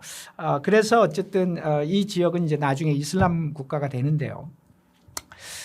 여기서 잠깐 아프리카라는 이름은 그럼 어디서 왔나라고 하는 얘기를 잠깐 하면 오늘날 우리가 쓰고 있는 아프리카라는 이름은 바로 로마가 이 북부 아프리카를 지배했을 때 이 지역을 총독 통치 아프리카라고 불렀습니다. 근데 네. 그렇게 부른 이유는 아까 이 아프리카 북부 특히 이제 튀니지 모로코를 중심으로 한 지역에 어떤 종족이 살았다고요? 베르베르. 네, 베르베르족이 살았는데 이 베르베르족을 이 원주민을 라틴어로 아프리라고 불렀어요. 그래요? 그리고 뒤에 있는 이카라고 하는 것은 땅이라는 뜻이거든요. 그러니까 베르베르족의 땅이라는 측면으로 로마인들이 지배하면서 아프리카라고 불렀는데 그때로부터 어쨌든 이 전체 대륙이 아프리카로 통칭되기 시작한 거죠. 그렇구나. 왜냐하면 유럽 놈들이 불렀기 때문에 그렇게 이제 세계사적으로는 그렇게 알려지게 되는 거죠. 되게 어쨌든 우리가 다시 이제 종교 얘기로 돌아오면요. 알다시피 초기 기독교를 핍박했던 로마는 이 기독교를 공인하게 되고 그래서 기독교가 확장되긴 했지만 그럼에도 불구하고 아프리카 북부는 중심 종교가 되지는 못했다 이렇게 말씀드렸잖아요. 네. 근데 아프리카 국가 중에서 일찍부터 기독교 국가가 된 나라가 있습니다. 바로 에티오피아인데요. 에티오피아? 네, 성서에 에티오피아 얘기가 나오긴 하는데요. 네. 바로 이제 세바 왕국, 성서엔 시바라고 되어 있는데요. 시바의 여왕 그런 말 있잖아요. 네. 세바 왕국의 여왕이 솔로몬 왕이 지배하는 이스라엘을 방문한 기록이 나옵니다. 네. 성경에. 그때 이제 세바 왕국이라고 하는 것은 지금의 예멘, 아라비아 반도 끝에 있는 예멘이란 나라인데요. 예멘 지역의 왕국이었는데 이 시바의 여왕이 솔로몬이라는 사람이 엄청 현명하대라는 소문을 듣고 유명했구나, 솔로몬이. 그건 모르겠어요. 그거는 거기까지 그 소문이 퍼졌는지 뭐 그 시대에 안 살아서 모르겠는데 어쨌든 구전에 의하면 전설에 의하면 그렇게 해서 그 현명한 솔로몬 왕을 봐야 되겠다 해서 시바의 여왕이 이 온갖 금은보화 기념품을 들고 다 데리고 예루살렘을 방문했다 이렇게 나오잖아요. 성경에 나오는 얘기예요. 그렇게 해서 이제 진짜 성경에 나와요? 그 시바 여왕 얘기 나오죠. 시바가 거기 어딥니까? 거기를 이스라엘을 방문한 얘기가 성경에 나오고 그다음에 코란에도 나오고 아프리카 전통 전설에도 등장한다고 합니다. 역사적 사실인가 보다. 네. 그래서 했는데 거기서 솔로몬과 동침했다고 하잖아요. 그래서 자식을 낳아요. 이야, 이런 파격적인 외교를 하다니. 아니 영화에도 많이 있지 않아요? 그러니까 솔로몬과 시바의 여왕이라는 그렇죠. 영화가 네. 율브리너가 나오죠. 되게 네. 에로틱한 영화예요. 율브리너 머리가 이렇게 풍성한. 그러니까 참 이런 역사적 사실을 말이야. 이분은 누구 얘기만 하면 머리 풍성한 얘기부터 해. 저 사람의 내면이 지금 뭘로 꽉 차 있는지 아시겠죠? 아니 제 율브리너는 그 머리가 없었을 때 연기가 이건데. 아니 잘생겼잖아. 어쨌든 그렇게 해서 이제 동침해서 돌아와서 아들을 낳았고 그 아들이 예멘에서부터 이동을 해서 바다를 건너서 어디로 가냐? 아프리카로 간 거예요. 거기 도착한 지역이 에티오피아예요. 그래서 그곳에 이제 나라를 세우게 되죠. 나라를 세우게 되고 그래서 그 사람을 메넬리크 1세로 기록되어 있는 왕입니다. 에티오피아 그 역사에서. 시바 여왕이 난 예, 솔로몬의 예. 아들. 메넬리크 1세로 기록되어 있는 세상에나. 왕이고 에티오피아에도 이제 이러저러한 왕조들이 들어서게 되죠. 근데 어쨌든 이 사람은 여호와를 일찍부터 알고 있던 솔로몬의 자식으로서 말하자면 기독교를 믿은 거죠. 기독교를 네. 믿은 거고 그런 구조에서 이제 에티오피아에 정착하고 나서도 그 나라를 기독교를 믿는 나라가 되었던 거죠. 그렇긴 이야. 하지만 뭐 그게 국교는 아니었는데 여기 네. 이제 왕조들이 교체되다가 서기 1세기경에 악숨 왕조가 들었습니다. 악숨 왕국이라는 악숨이라는 왕국이 들어서고 서기 350년경에 이 왕국의 에자나 왕이 기독교를 국교로 선포하게 됩니다. 그래서 이 에티오피아는 유일하게 아프리카에 15세기 이전에 이미 기독교가 퍼져 있던 나라였다. 그랬구나. 이렇게. 네. 그래서 이제 뭐 얘기가 잠시 또 딴 데로 빠집니다만 빠지는 얘기가 재밌어요. 십자군 전쟁을 거치고 유럽 사람들이 아프리카를 올 때 그 네. 유럽 사람들에게 하나의 전설 같은 얘기가 있었어요. 네. 하나님이 예비하신 아프리카의 저 대륙에 하나님의 나라가 있대. 예수를 믿는 나라, 기독교를 믿는 나라가 있다는 거야.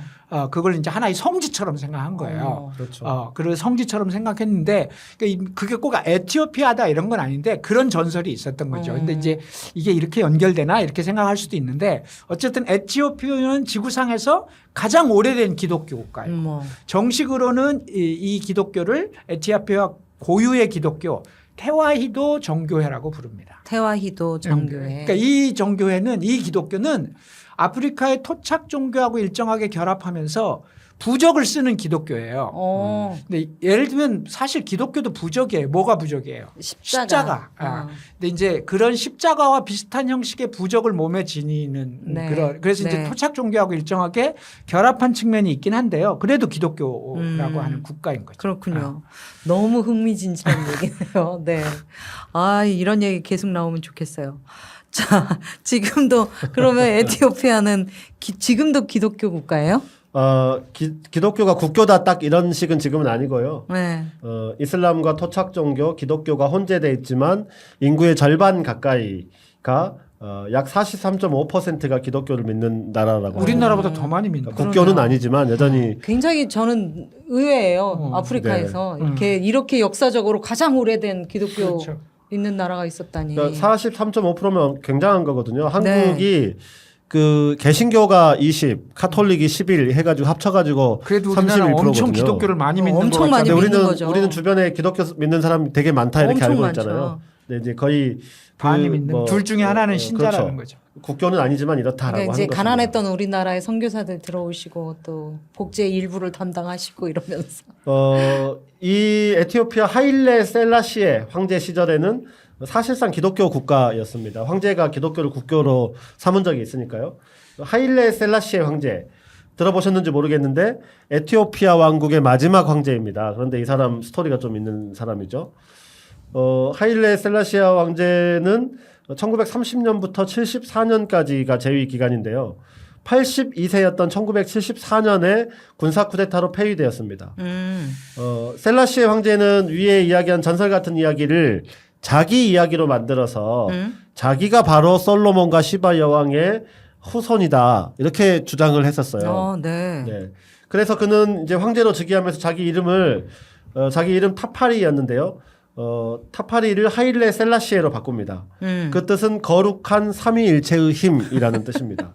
이제 기독교식으로 바꾼 거죠. 어마어마하다 진짜. 이 사람은 이제 에티오피아를 철저하게 기독교 국가로 만들었는데요. 1974년 왕국이 붕괴한 후에는 의원내각제 형태의 국가 체제가 되었고 기독교는 국교는 아니다. 지금 네, 국교는 이렇게 정리할 아니다. 수 있겠습니다. 그러니까 재밌다고 하니까 여기서 네. 3,000%로 빠지는 얘기 하나만 더 하면 안 될까? 네, 해주세요. 이 셀라시의 황제에게 영감을 받은 사람들이 있어요. 그러니까 그래요? 이제, 솔로몬과 시바의 거룩한 여왕의 후손. 삼위일체의 왕이니까. 바로 카리브해 자메이카에 살고 있는 흑인들인데요.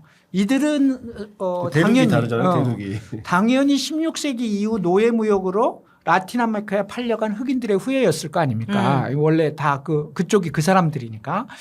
근데 이들은 솔로몬의 후예라는 셀레시아 황제를 구세주로 받아들입니다. 그래서 라스타파리교를 만들고 믿기 시작해요. 라스타파리교. 네. 그게 신이 아프리카 사람을 구세주로 하여 흑인들을 구원해 줄 것이라는 믿음을 퍼뜨리는 종교입니다. 근데 여기서 타파리가 뭐예요? 하일레 셀레시아 황조의 이름입니다. 아, 그렇지. 그러면 라스는 뭐야? 영어로 따지면 더야 더. 관사 더. 그러니까 더 타파리, 라스 타파리 이 종교의 이름입니다. 타파리를 믿는 종교가 되는 거예요. 예. 그래서 이제 이 라스타파리교는 점차 흑인들의 자의식을 촉구하고 정치적으로 과격한 입장을 갖게 됩니다. 저 그림에 나오는 저 사람이 그렇죠. 하일레 셀라시. 셀라시의 저 사람이 자메이카를 방문해요. 국빈 방문을 하는 거죠. 네네네. 예. 국빈 방문을 하니까 그 동네에 살고 있는 라스타파리교의 신자들이 얼마나 공항에 나와서 열렬히 환영했겠어요. 우리의 신이 오셨다 이렇게. 근데 셀레시아 황제는 냉담해요. 나를 무슨 구세주로까지 막 이렇게 약간 좀 그렇잖아. 그래서 냉담한 반응을 보였다고 하는데요. 근데 내가 비록 시바와 솔로몬의 아들이긴 하지만 근데 이 종교가 그럼 이 종교가 어떻게 그 에티오피아의 황제를 믿는 종교가 이 동네에서 이렇게 맹위를 떨쳤을까 궁금하잖아요. 네. 근데 이렇게 확장된 데는 음악의 영향이 컸습니다. 네. 바로 레게 음악의 대명사인 밥 말리가 이 종교의 열렬한 신도였거든요.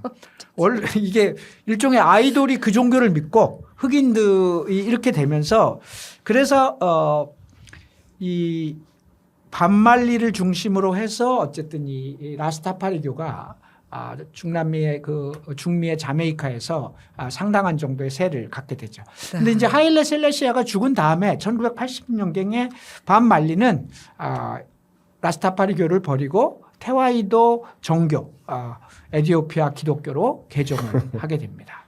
어쨌든 재밌다고 해서 붉은 오늘의 특기인 새끼치기를 한번 해봤습니다. 네. 네. 잘하셨습니다. 네. 네. 아니 반말리에게 이런 얘기가 있는 줄은 몰랐네요. 네. 어쨌든 15세기 이전에 유럽이 아프리카로 오기 전에 기독교가 그렇게 기반이 넓지는 않았었다. 네. 결국은 이 아프리카 인구의 50% 이상이 기독교라고 하는 건 결국 유럽이 총칼로 그렇죠. 쳐들어오고 그래서 나서 그런 거죠. 그런 힘으로 밀고 왔은 그 이후에 기독교가 더 많이 확장이 됐다 이렇게 봐야 되겠네요. 그러면 아프리카에 또 하나의 다수 종교가 있잖아요. 이슬람교. 네. 그 15세기 이전에는 이슬람교는 어땠던 거예요? 네, 대부분 아시겠지만 이제 이슬람은 622년 모하마드가 메디나로 근거지를 옮긴 후에 급격하게 확장되기 시작했죠. 헤지라라고 하죠. 639년 이집트를 점령하고 그 이후에 남쪽으로 수단 그리고 서쪽으로는 지금의 리비아, 알제리, 튀니지, 모로코 뭐 이쪽 지역까지 지배권을 이슬람이 넓히게 되는데요. 서기 800년부터 1250년 사이에는 아랍 상인들과 빈번하게 교류할 수 있었던 동부 지역을 중심으로 이슬람이 더욱 확장되었습니다. 마다가스카르 이제 세계에서 이게 세 번째인가 네 번째 큰 섬이죠. 마다가스카르까지도 이슬람이 들어가게 됩니다. 이후에도 이슬람 제국은 이런저런 왕조를 거치고 오스만 제국까지 이어지면서 아프리카 이슬람은 점점 뿌리를 내리게 됩니다. 그러니까 15세기 이전에는 북아프리카 전역에서 그리고 동부에서는 일부 지역에 이렇게 이슬람교가 강했다. 그리고 사하라 이남에는 여전히 토착 종교가 강했다. 그렇죠. 이렇게 네. 볼 수 있겠네요. 네. 그랬다가 이제 15세기 이후에 유럽 침략에 의해서 기독교가 이제 확장되기 시작했다 그러네요. 이런 네. 거죠. 계속 얘기를 해보겠습니다. 네. 말씀하신 이제 내용이 화면에도 나올 텐데요. 저기 이제 화면에 한 지역이 단 한 지역이 기독교 지역으로 나오고 있어요.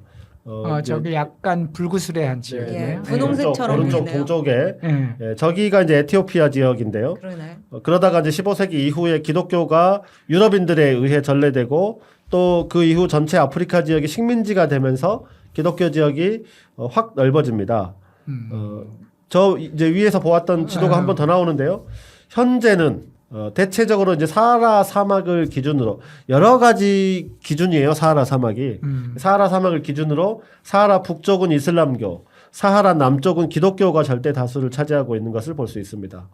다만 이제 아프리카의 뿔이라고 보통 말하는 소말리아, 저 동쪽에 뿔룩 튀어나온 부분 있잖아요. 저기가 소말리아인데 소말리아와 탄자니아 동부 해안은 무슬림 비율이 매우 높은 지역입니다. 여기는 이제 역사적으로 지리적으로 아랍권과 무역 교류가 가까워서 많았던 지역이기 때문에 그렇다고 볼 수 있을 것 같습니다. 그런데 최근에 뉴스를 보면 제가 이제 지금 너무 지도에 심취해가지고 지금 그런데요. 아프리카에서도 급진적인 이슬람주의가 확장되면서 테러 공격이 벌어지고 있고 종교 간의 충돌이 심각하게 전개되는 것 같은데요. 네, 그런 지역도 있죠. 대체적으로 많은 아프리카 국가들에서 이제 기독교와 이슬람교, 아프리카 토착 신앙이 비교적 평화롭게 공존하는 편이긴 합니다. 아, 그래요. 네. 그래서 급진적인 이슬람주의가 나타난 나라는 기독교와 이슬람이 공존하는 나라라기보다는 이슬람이 지배적인 나라에서 오히려 급진적인 이슬람 세력이 부상하면서 정권을 상대로 이슬람 신정 정치를 해야 된다라고 네네네. 하는 측면에서 발생을 하고 있는 거죠. 이제 북아프리카의 이슬람 국가들 다수, 수단, 나이지리아, 소말리아 등지에서 급진적인 이슬람주의가 최근에 발생하고 급격하게 네. 부상하기 네. 시작하는데요. 우리 귀에 익숙한 거는 과거에 우리가 이슬람주의 할 때도 방송했는데 대표적인 조직으로 나이지리아의 보코하람, 보코하람. 그다음에 네. 소말리아의 알샤바브 이런 나라들이 이제 대표적인 급진 이슬람을 무서워요. 하는 그런 조직들인데요. 나이지리아는 기독교와 이슬람교가 50대 50 정도고 그래서 이제 그런 분리 때문에 근데 이런 이 종교적 분리도 종족 때문에 분리된 거예요. 그 나이지리아 안에 있는 이런 종족은 기독교를 믿고 이런 종족은 이슬람교를 믿고 이렇게 돼 있어서 50대 50이 된 상태이죠. 그래서 자연히 종족 분쟁의 양상이 종교 분쟁의 양상처럼 비춰지는 그런 특징을 네. 갖고 있기는 합니다. 근데 이제 소말리아나 다른 나라의 이슬람주의 단체들은 이슬람 신정 국가를 주장하며 기존의 권력에 대해 도전하거나 테러 공격을 하는 방식으로 진행되는 것이지 딱히 기독교와 이슬람이 충돌하는 방식으로 나타나는 것은 아니다라고 그런 건 하는 아니다. 것을 네. 확인했으면 좋겠습니다. 네. 중앙아프리카 이야기를 하다가 다시 종교 이야기가 나와서 또 종교 이야기를 좀 하다 길어졌는데요. 중앙아프리카 얘기 계속 좀 이어갔으면 좋겠습니다. 네.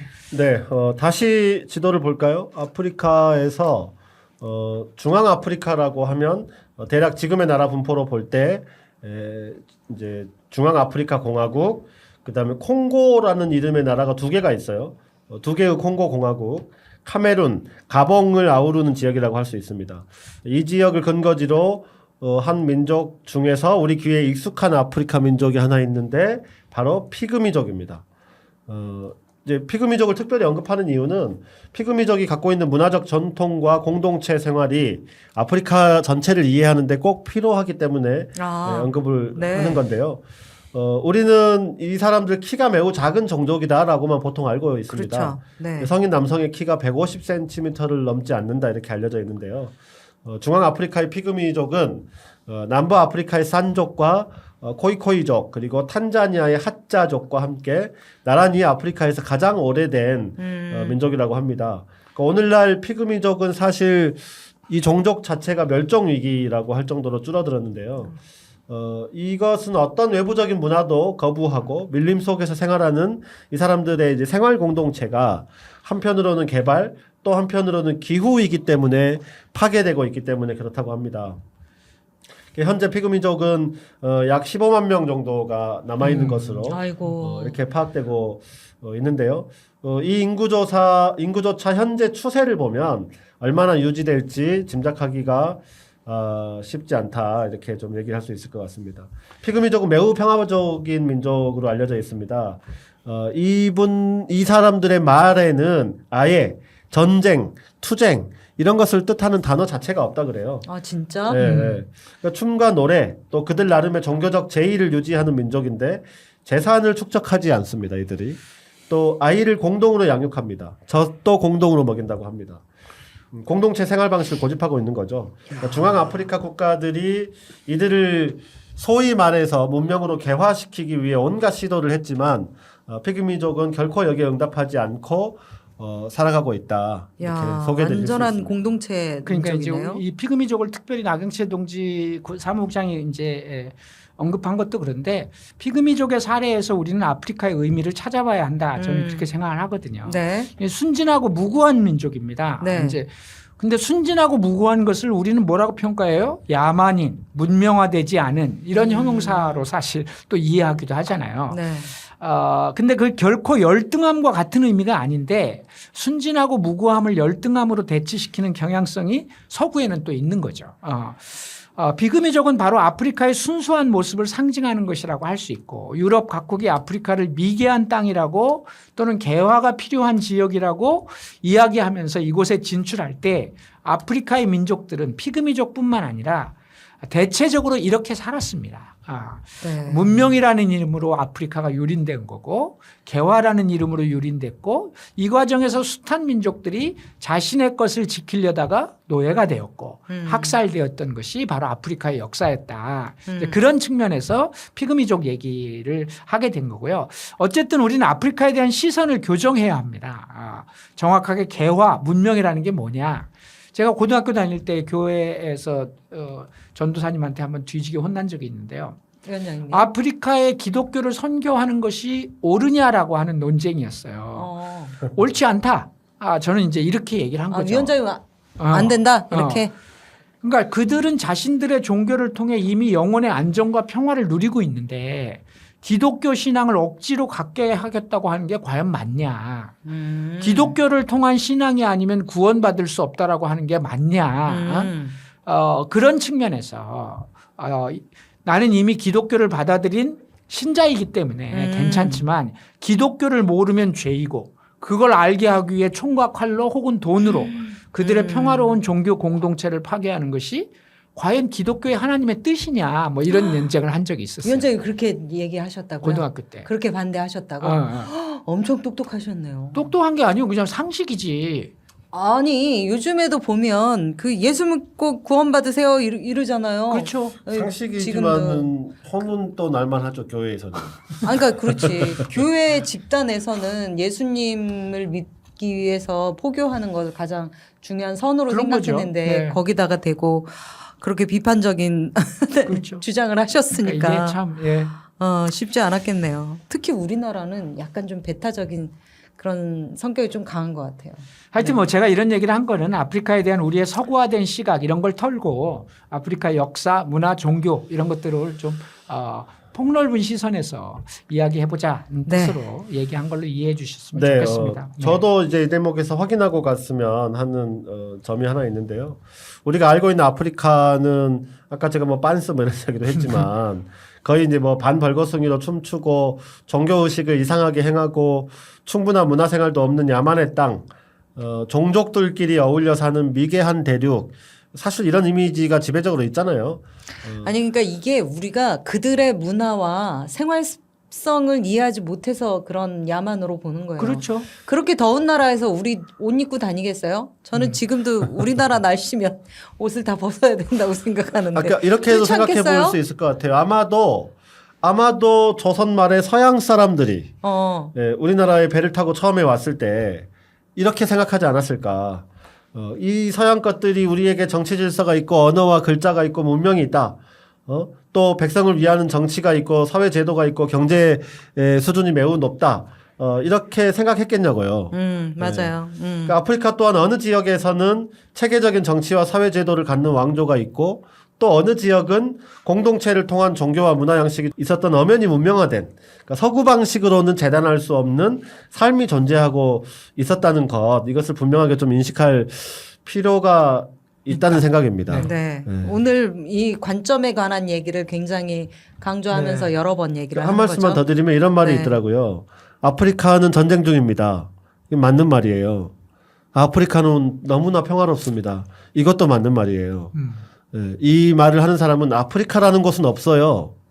라고 합니다. 그래서 아까 제가 그 슬픈 민족이라고 했던 코이코이족이라고 하는 이 코이코이라고 하는 말이 뭐냐면 사람이라는 뜻이래요. 그러니까 아프리카 사람들은 자기 스스로를 우리는 아프리카 대륙의 아프리카인이라고 하는 정체성이라기보다는 사람이라고 하는 정체성으로 자신들을 규정하는 게 오래된 전통이다. 예, 오직 서양 사람들만이 아프리카 출신이 아닌 사람들만이 아프리카라고 뭉뚱그려서 저 대륙의 사람들을 규정한다. 그런 의미에서 아프리카란 없다라고까지도 얘기를 하더라고요. 아이고 네. 오늘 굉장히 다양한 방식으로 관점의 전환 네. 이 여러 번 얘기를 하고 있는데요. 어쩜 우리가 이제 서양 철학을 어쩌고 저쩌고 배우지만 사실은 우리도 사실 동양 철학, 한국 철학 뭐 심오한 여러 가지 유교 그렇죠. 철학, 네. 다양한 철학이 있잖아요. 네. 네. 아프리카에도 그런 그들의 철학이 당연히 있겠죠. 있었겠죠. 네. 네. 어쨌든 우리는 서양 철학을 막 그 굉장히 중요하게 줄줄 외우고 뭐 이러지만 사실 왜 역사를 그들이 주도하고 그들의 관점으로 지금 계속 바라보고 있다 보니까 어쨌든 그들의 권력화된 세계를 이해하기 위해서 우리가 그들의 역사를 이렇게 자세하게 배우게 됐던 거겠죠. 어쨌든 아프리카를 덜 문명화된 나라 혹은 반드시 서구적으로 개화해야 되는 나라 이런 방식으로 접근해서는 안 될 것 같다는 네. 얘기를 저희가 여러 번 강조하면서 얘기를 좀 했던 것 같습니다. 자, 지금까지 우리가 사하라 사막 이남의 아프리카의 역사를 알아보고 있으면서 이런 얘기를 거듭 하게 되는 것 같습니다. 네, 뭐 하여튼 우리는 서양 옛날 옛적의 왕조와 왕의 이름 다 기억하지만 아프리카 옛 왕조의 역사에 대해서는 뭐 특히 15세기 이전에 아프리카에 있었던 어떤 왕국의 역사도 하나도 모른다고 해도 거의 과언이 아닌 거죠. 하나도 몰라요, 사실. 사하라 사막 이남의 아프리카에도 유럽인들이 아프리카에 진출하기 전에 아프리카의 중부에는 수많은 거대 왕국들이 있었습니다. 특히 중앙아프리카 서부의 가나 왕국, 말리 왕국은 오랜 기간 서부 아프리카를 지배한 강성한 왕국이었고 아프리카 중앙부의 아까 에티오피아 지역에 있었던 악숨 왕국, 콩고 아프리카 중앙에 있는 콩고 왕국 이런 왕국들이 있었고 남부에는 짐바브웨 왕국이라는 아주 강성한 대국이 그래요? 있었습니다. 네. 이제 그 외에도 크고 작은 나라의 형태를 갖추고 제도와 율령을 갖춘 그런 크고 작은 왕국들이 참으로 많았던 거죠. 이런 나라들을 모두 살펴볼 수는 없고 지금 언급한 나라들은 그래도 이름이 나왔으니까 잠깐만 언급을 하고 갔으면 좋겠습니다. 네.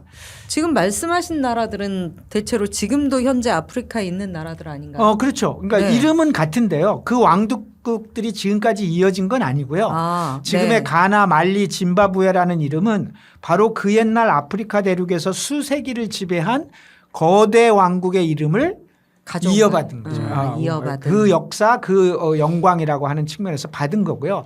그래서 가나 왕국이 원래 있었던 지역과 지금의 가나라는 나라는 지역이 딱 일치하지도 않아요. 물론 그래요? 그 주변이었긴 하지만 어쨌든 그렇다는 거죠. 그리고 그 시절의 영토에 비하면 훨씬 작기도 하지만요.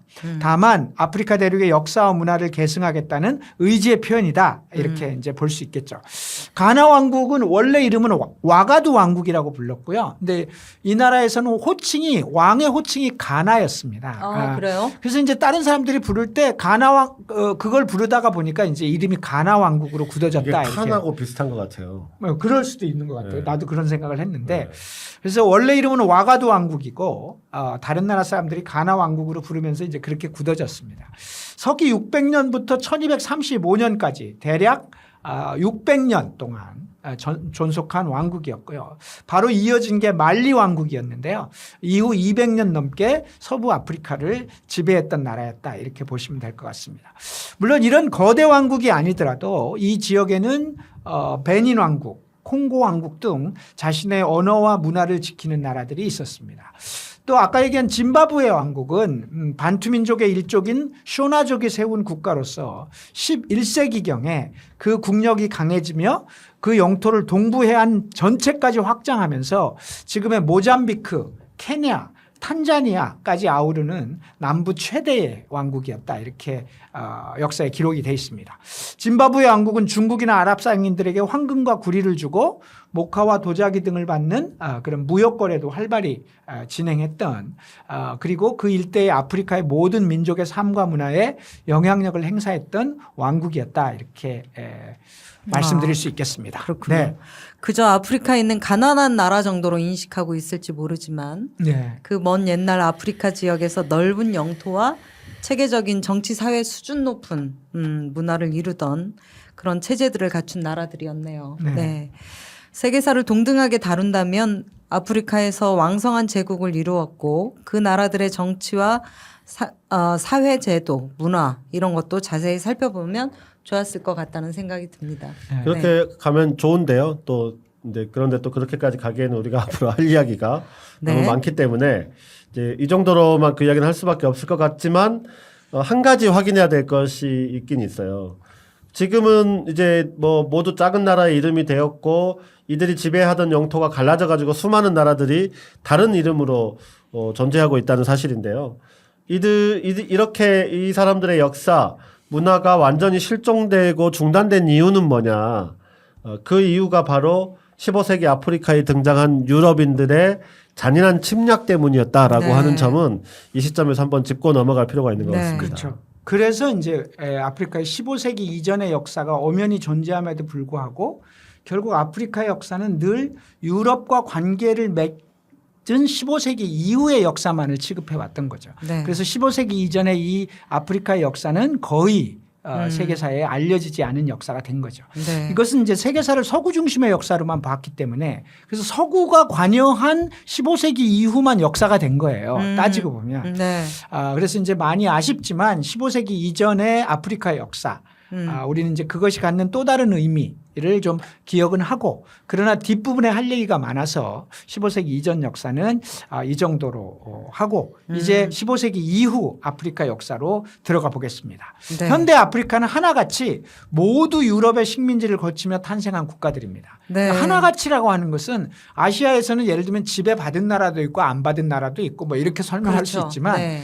그야말로 하나같이 전 대륙이 모두 유럽의 지배를 받은 경험이 다 있기 때문에 다 받았기 때문에 아이고. 그 나라들이 지금 아프리카의 각각의 나라다. 그래서 그들을 이해하려면 현대 아프리카를 이해하려면 15세기부터 시작된 유럽의 아프리카의 침략의 역사 이거를 제대로 알아야 현대 아프리카를 이해할 수 있기 때문에 이제 15세기 이후의 역사를 지금부터 시작하도록 하겠습니다. 저 벌써 마음이 아파요. 뭘 벌써 벌써 마음이 아파요. 근데 어쨌든 15세기 이후의 역사를 알아봐야 되는데 네, 오늘은 합시다. 시간이 다 돼서 오늘 그만해야 됩니까? 네, 그렇습니다. 지금 네. 네, 어떡하죠? 알겠습니다. 네. 자, 다음 시간에 이제 단단히 벼르고 오시면 네. 됩니다. 자, 오늘은 시간이 다 되어서 이만 마치고요. 다음 시간 아프리카의 15세기 이후의 역사를 본격적으로 다뤄보도록 하겠습니다. 두 분 네. 오늘 정말 고생 많으셨습니다. 네, 고맙습니다. 수고하셨습니다. 네. 그러면 다음 시간에 다시 정말로 진짜 이제 아프리카를 만날 시간을 기대하고 와주셔도 좋겠습니다. 네. 오늘 두 분 수고하셨고 다음 주간에 또 뵙겠습니다.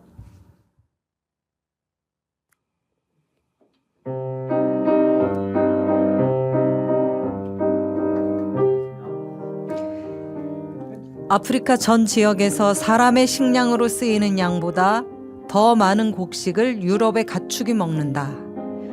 우리는 같은 행성에 살고 있다.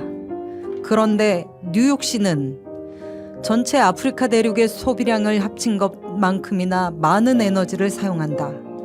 대체 어떤 권리로 그러는 것이냐?